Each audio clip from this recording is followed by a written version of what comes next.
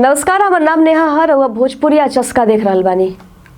आज के वीडियो में हम रवा के बताएं कि भोजपुरी सिनेमा के कलाकारन के बारे में कि कौन कलाकार कहाँ तक पढ़ाई कैले बा। तो सबसे पहले हम भोजपुरी के पावर स्टार पवन सिंह के बारे में रवा के बता देत बानी। बता दी कि power star Pawan Singh 10वां class तक पढ़ले बानी। सिंगर के साथे साथे वहाँ के एगो दमदार एक्टर भी हमी। दूसर का नाम बा मोनालिसा के। अभिनेत्री मोनालिसा के नाम हर जुबा पे रहेला।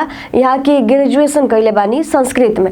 यहाँ के सोशल मीडिया पर काफी एक्टिव रहनी और यहाँ की लाखों लोगन के दिल पर राज करेनी। यहाँ के 10वीं के पढ़ाई कैला के बाद एगो रेस्टोरेंट में काम करत रहले। अब हम रवा के बता देत बानी भोजपुरी स्टार दिनेश लाल निरहुआ के बारे में। ई कहाँ तक पढ़ले बानी तो बता दी कि ई 12वीं पास बानी। यहाँ के चाहे फिल्म होके या गाना होके कुछ आवला पर पल भर में सोशल मीडिया पर छा जाला। अब बात काजल राघवानी के।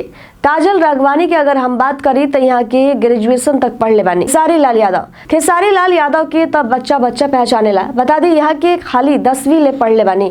यहाँ के फिल्म हर दर्शक के दिल के घायल कर देला। वहाँ के दमदार एक्टिंग, कौनो रोल होके चाहे हंसी वाला होके या गमगीन होके, वहाँ के हर रोल के ऐसा निभावेनी कि लागेला रियल। हंसी वाला रोल में लोगन के हंसा देनी और रोए वाला जब किरदार निभावेनी तो लोग के आंसू आ जाला। आम्रपाली दुबे यहाँ के 12वीं तक ले पढ़ले बानी। यहाँ के तो हर रोल में कहर ढा देनी। यहाँ के काफी लोग भी पसंद करेला। अब बात करते रही अक्षरा सिंह के। लोग यहाँ के जानेला शेरनी के नाम से। यहाँ के भी ग्रेजुएशन तक पढ़ाई कैले बानी। यहाँ के एक्टिंग लोगन के खूब पसंद आवेला। रानी चटर्जी मुंबई से ग्रेजुएशन के पढ़ाई कैले बानी और यहाँ के हर दिल पर राज करेनी और सबसे बढ़िया यहाँ के रोए वाला किरदार जौन बा बढ़िया निभावेनी। रवि किशन जिंदगी झंड बा फिर भी घमंड बा, यहाँ की डायलॉग से फेमस बानी।